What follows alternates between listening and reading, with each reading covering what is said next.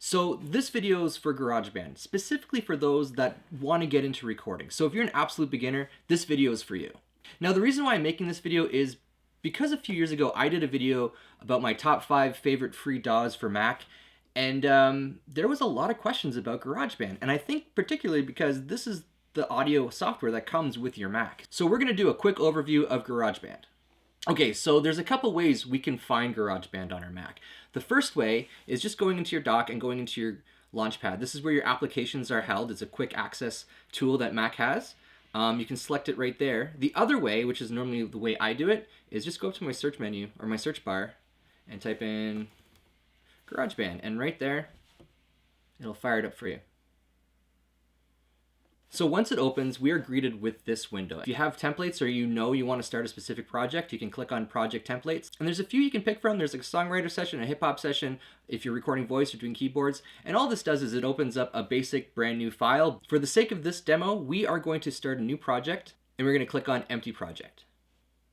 So when we start an empty project, it's going to ask you what kind of track do you want to start working with. It's kind of like the template where it wants to get you up and running pretty quick. This is doing the same thing. Do you want to start with a software instrument? Do you want to do some audio, so are you recording voice, or do you want to do some guitar?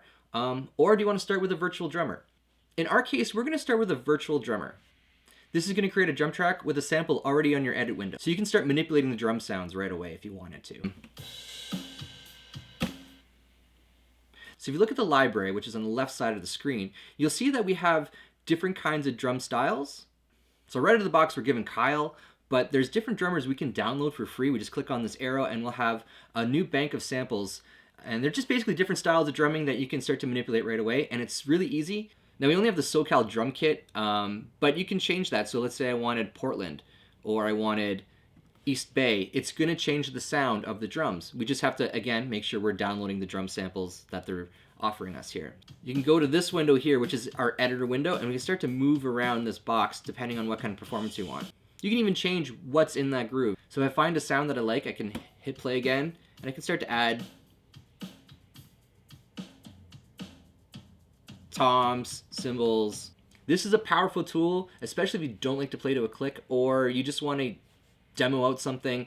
You can get quick and dirty on this pretty quick. Okay, I'm just going to take this moment quickly. If you like this video and you are looking to get more into recording and just learning how to use production tools in general, I encourage you to like and subscribe to this channel because I do videos on production, not only just with audio, but video and YouTube.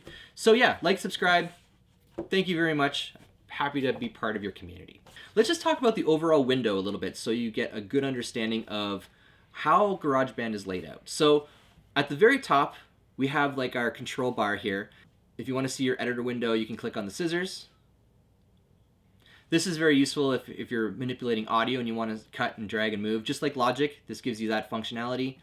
This here brings up your smart control. So this is like if you want to start changing the sound of something, but you don't want to get too complicated. They give you these quick functions that you can start to manipulate really quick that do a really good job. So if I'm playing and I want to change the snare, I can do some pretty high-level manipulation with this window, which is really useful. So we've already seen this window here.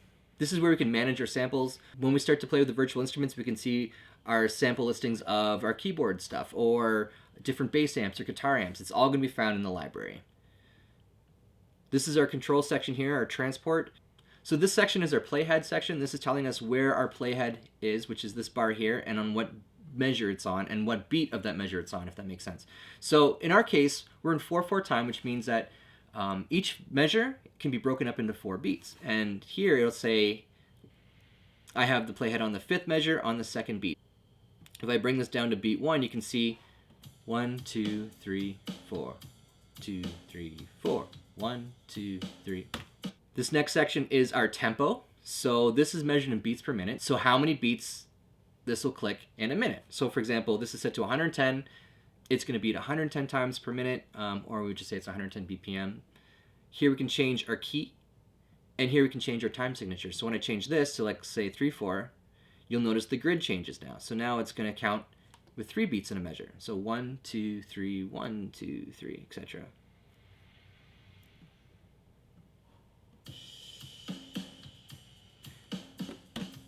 And it's automatically going to set everything to that tempo.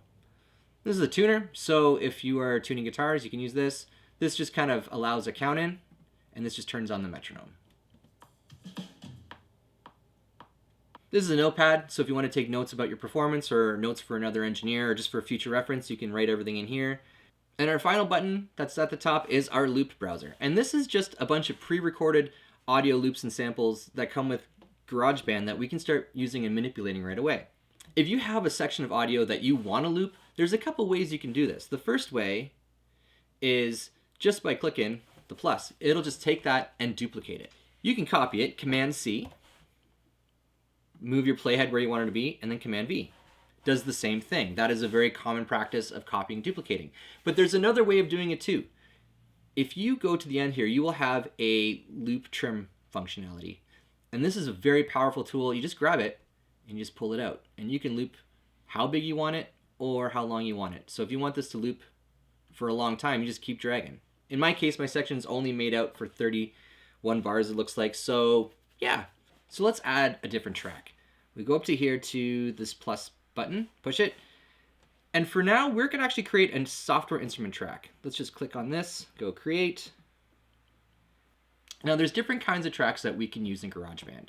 The first is an audio track, and this is a track that we would use to manipulate audio. So if I'm recording my vocal, for example, I would create an audio track, and then via microphone, USB, interface, whatever, I would record that into here, and then I can manipulate the sound.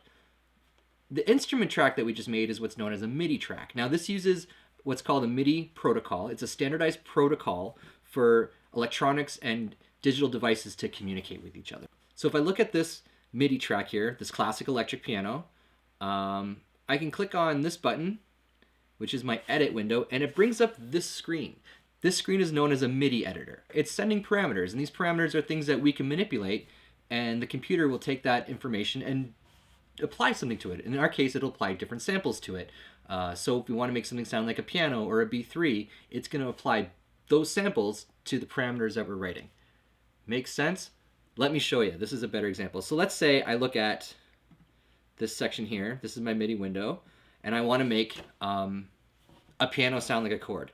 Now, I could use a MIDI controller like a keyboard. I can play it and I'll record it. And that's probably the easiest way to do it. But if you don't have that, there's a couple of things we can do. The first thing we can do is we can draw it in. So in this case, I'm going to right click, create a note. And now it's creating a note. Let's make it, I don't know, will be there. And then let's duplicate that. Copy D, C. We're just going to make a chord. I'm just going to duplicate that. And now when I hit play, it plays a chord that I wrote in the sound of an electric piano because it's playing those samples. But I can change that. Let's say I'm like, I don't want an electric piano. I want a jazz organ, which is another set of samples. Now there's some parameters I can play around with. I'll talk about that in a second. If we go back to the MIDI window, it's still the same parameters. We have our notes, which is the pitch that we want it to play. We have the duration, how long we want that note to play for. And there's actually a thing called velocity, which is the speed in which we hit the note, which is another parameter that's sent. All we gotta know is, when I hit play now, it now sounds like an organ. Now, I can take all this, and I can actually make an arrangement. So, copy it, we're gonna set a marker here, let's duplicate it, now we're gonna move it up to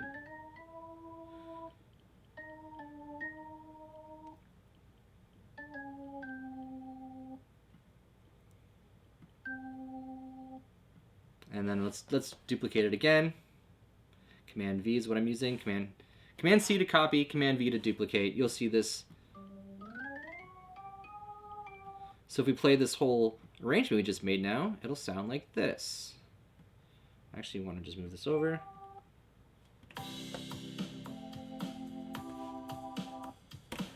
Cool. Draw that out a little bit more. Let's drag this out. Now I can go up here and we can loop that. In this case, I'm just going to drag it like this.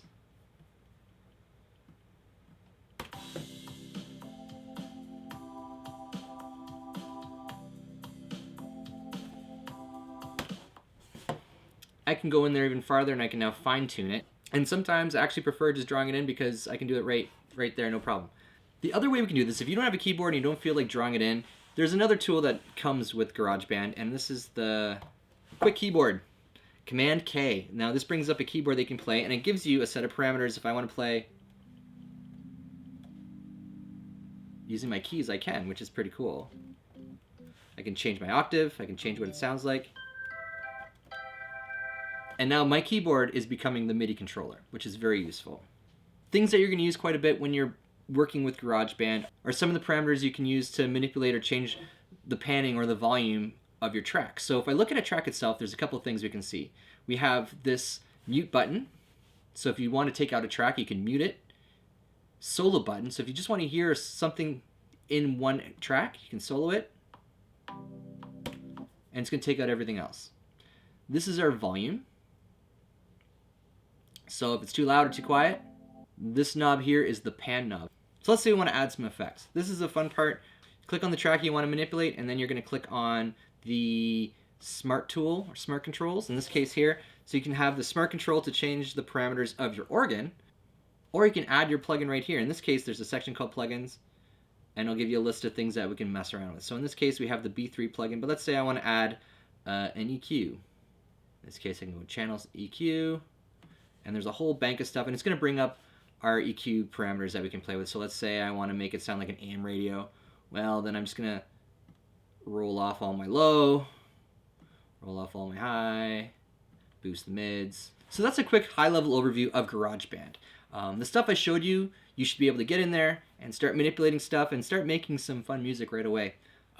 Before I get going, just to recap on some of the short keys I used, Command A selects everything. So if you're in a MIDI window and you want to select something, manipulate something, Command A will select everything. Let me show you like this. If I go Command A, now all the tracks are selected. I can move them around together.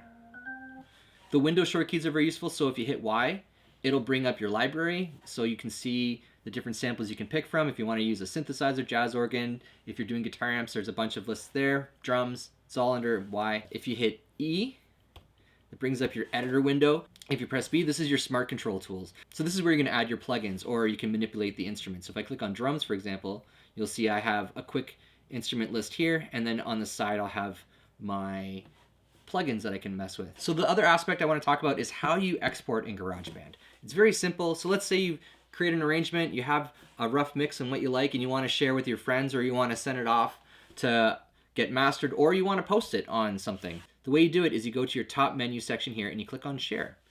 And you have a bunch of options. You can share to music, or you can share to SoundCloud. These are things you can set up that'll just share right away to your platform. You can airdrop it, you can mail it. In our case, we're going to export to disk. Cool. Let's give it a name. GB lesson tags. We'll save it to my desktop. So this section here is our file format, our audio file formats, and we have different choices here depending on what we want to send it to, right? So first we have ACC and MP3. These are what are called compressed file formats. Basically what it does is it takes out the parts of the audio we don't hear, and it just makes a smaller file that we can use. And this is great if we want to send it to our friends or ourselves, if we're emailing it, or we're just posting it somewhere that we don't want to use up a lot of bandwidth. MP3s are great. We also have AFF and we have WAV. These are what are called uncompressed file formats. Now, they're basically taking the truest representation of our audio and creating a stereo bounce of that.